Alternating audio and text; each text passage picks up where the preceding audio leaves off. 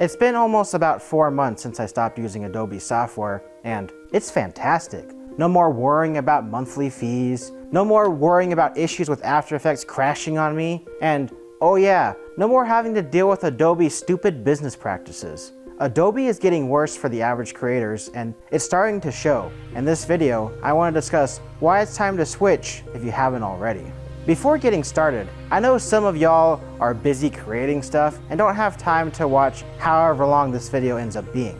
I got you covered with a pinned comment down below on this video that basically summarizes the main points of this video. You'll lose out on some of the details, but get a general gist of everything in this video. Other than that, this is a follow-up from my last video that I made almost about 4 months ago. So I'd recommend watching that if you want to know why I ditched Adobe and some alternative software that I use personally for my content creation purposes. Anyway, after getting over 20,000 views on my last Adobe video and getting a crap load of comments, I honestly wasn't going to do a follow-up, but then I saw something this morning as of writing this, and Adobe's cheaper software line is now a 3-year license instead of being lifetime. You know, Photoshop and Premiere Elements, you might have seen this software being sold in the computer section at your local Best Buy if you're here in the United States. Yeah, those now have an expiration date on them. Personally, I did not use the Element software as I use the actual Pro versions that have a bit more features. I know I got by with Vegas Movie Studio for about a year before I upgraded to Vegas Pro, and I know that might be the case for other people that use Elements or the equivalent. It's just a real shame that what used to be a lifetime license is now limited to 3 years. Now you may ask, why is that even important? I understand that some people won't even use the software for that long, so 3 years is plenty for most.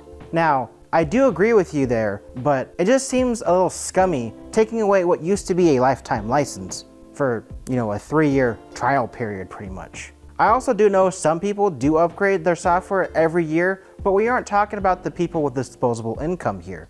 We are talking about your average dude or dudette that is just trying to make content with an older version of their software. Hell, I used the same version of Vegas Pro for a good few years, I think 4 or 5, before I upgraded. Most software doesn't fundamentally change from version to version. Yeah, there might be some minor improvements for your specific issue, but nothing major that screams, you gotta throw your dollar at this new version. It's like Apple and their iPhones every year.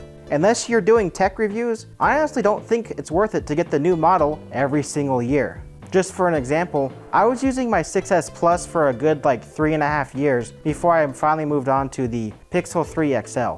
My point being is I know there's a ton of creators still using older software because it still works for them. I could go on and on and on about the importance of a lifetime license, but I want to address another thing Adobe came out with a few days before filming this. You probably may know this, but apparently they have this new tool that will protect your work from AI's data scraping. It seems a little weird that when I made that first Adobe video, I mentioned that they are accessing your files for data purposes. Yeah, you and me both know that's a bunch of baloney, but the G is silent because that G is over there watching it from the closet. Ew, get out of here, you freaking creep. I know AI is a big talking point right now, and all the companies are probably scraping anything you put online because the politicians of the world are barely figuring out how to manage to turn on their goddamn Wi-Fi, but I'm not gonna get into that here in this video. Regardless of our feelings towards it, AI is unfortunately here to stay, even if most of it's just a marketing buzzword for the shareholders and corporate people. The only way to opt out of AI is to unfortunately not post anything online, but hey, at least Adobe has this new tool that will protect you from other companies not scraping your data. Yay.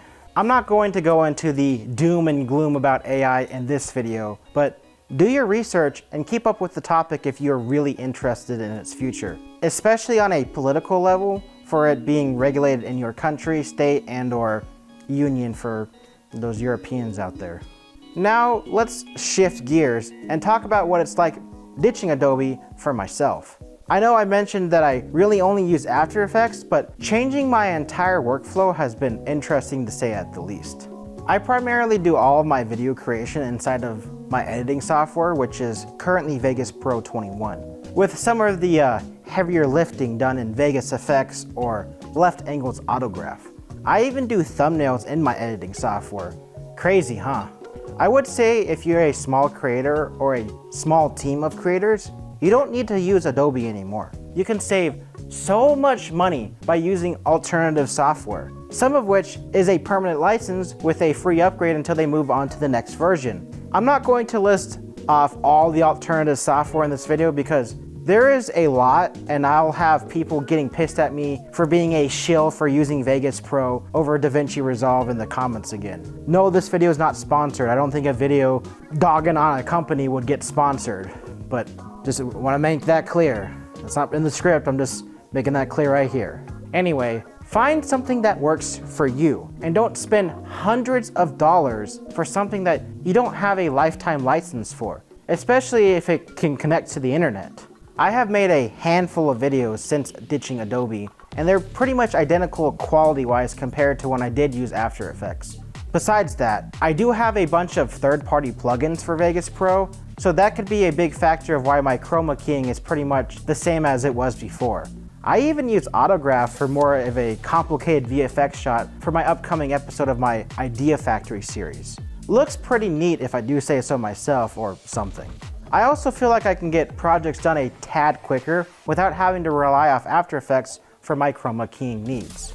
It really saves me time because I don't have to do this additional render for my VFX shots. Now, if Adobe software is integral to your workflow or your business or whatever, don't let this random fat nerd online tell you to not use it anymore. Keep using it if you want to, but just know that there are alternative software out there. I had a few comments from the last video that seemed to have a massive stiffy for Adobe and got all butthurt that I said Affinity Photo is cheaper than Photoshop or something like that. All I'm saying is if you're a small creator, like me, saving money is good, especially if you're not making any money off your videos yet. Speaking of saving money, I know some of you are alright with sailing the 7 seas on the search for Adobe's treasure, yarg. I ain't gonna tell you to live the pirate's life, but if you do, then good on you, buddy. I also know that some college students may get the entire Creative Cloud suite for free as well, so that's pretty cool. The point being is, if you can get it for cheap or free, I ain't gonna tell you no. Remember, I'm just some dummy on the internet, and these are my own opinions. No need to, bot glaze my video's comments section, alright, and have a massive stiffy for Adobe. Like, use them or don't use them, okay? Cool. I guess the real question is, why did I do a follow-up? Well, you can probably guess why.